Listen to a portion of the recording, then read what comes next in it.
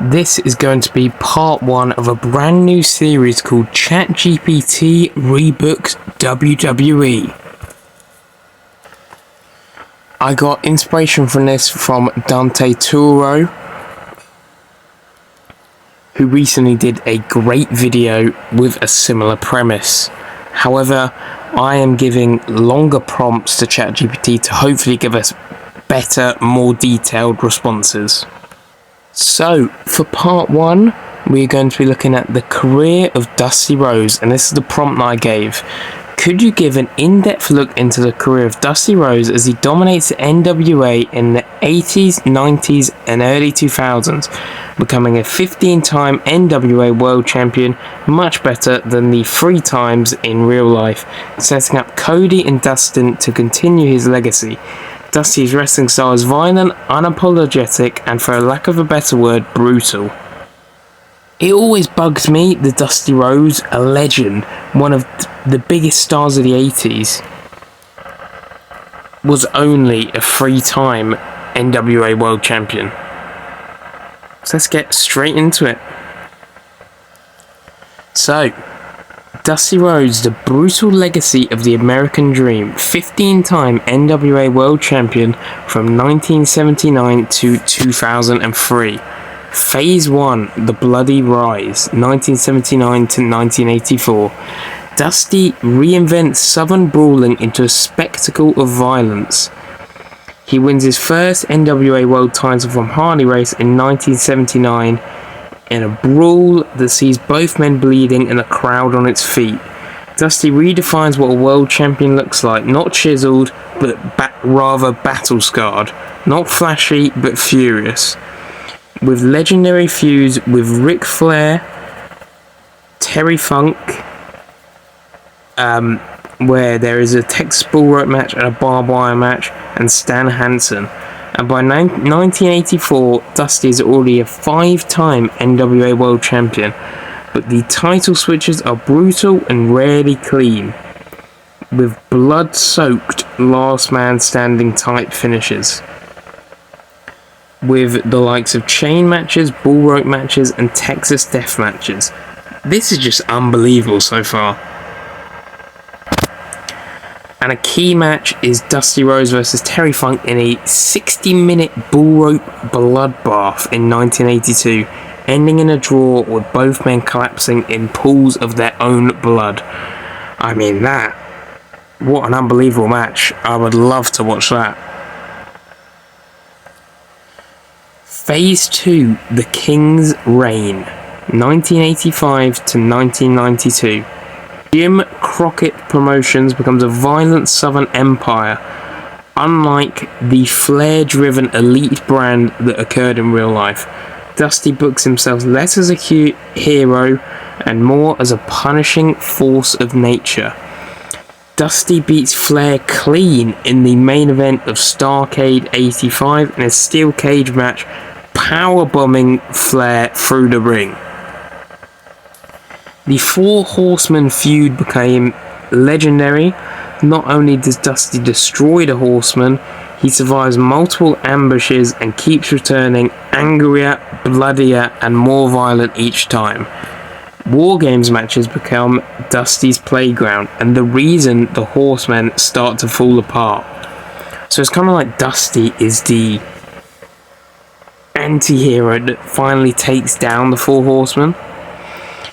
And by 1989, he is a grizzled outlaw gunslinger rather than a traditional babyface, and is an 8-time champion. And in Starrcade 90, Dusty defeats Sting to reclaim the title, denying a passing of the torch moment. Phase 3, The Deathmatch King of NWA, 1993 to 2000. Dusty refused to fade. He evolves. As WCW splits from the NWA, Dusty stays behind and builds a blood and barbed wire version of NWA, focusing on realism, violence, and old school promo fire, and defends the title against Sabu in a barbed wire massacre match, Cactus Jack in a flaming table match, Dan Severn in a shoot-style hybrid match, Steve Corino, Terry Gordy, Dr. Death, and others. And Dusty becomes a living legend by continuing his craft rather than the Ric Flair type of ending his career on top early, but Dusty remains on top for longer periods of time. By the year 2000, he's a 14-time world champion, wrestling a part-time schedule, and is now beginning to put over future stars in wars, not matches.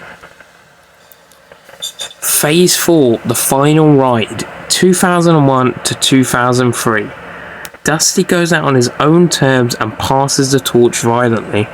In 2001, Dusty defeats Steve Corino in a dog collar match to win his 15th and final NWA title, and cuts a legendary promo.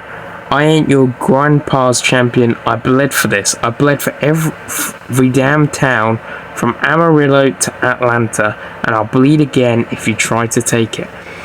He finally vacates the title in 2003 after defeating a young Bryan Danielson. So he doesn't even lose on the way out, which makes it even more cool. And in the match he says, it ends with Dusty whispering, "You're going to carry this for me one day, kid." And Dusty retires the blood-soaked godfather of the NWA, having more violence, sacred and honor painful. Obviously, Dusty's career that he had in real life was unbelievable. Like, this is just taking it to another level. He was already top 10 star of the 1980s in the golden era, but this just takes him to like number 1 or 2. This is like ridiculous. And this breaks down the world title reigns. So 1979, his first reign, notable opponents Harley Race and Terry Funk. I won't read all of them, but the years it goes by: 1980, 81, 82, 83, 85, 86, 88, 90, 93, 95, 96, 98, 2000, and finally in 2001. And now we're looking at the legacy portion, but from Cody and Dustin Rhodes. Dustin inherits the NWA style in the late 2000s, becoming the last bloodletter, holding the title 3 times in wars with Daniel Bryan, Samoa Joe, and Nigel McGuinness, and wears a black trench coat, carrying a bull rope to the ring as a reminder of his father's pain. That is beautiful. That is lovely. Cody Rhodes returns in 2016 to earn the name Rhodes.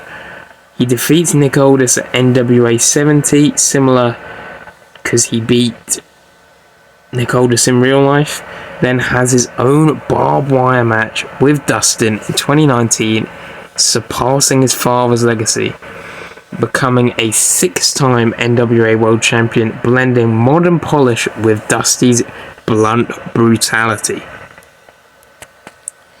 Well, that's all I've got for you today. On this new series, Chatgpt rebooks WWE. Please drop a like, don't forget to subscribe. I really enjoyed this. I've got so many ideas.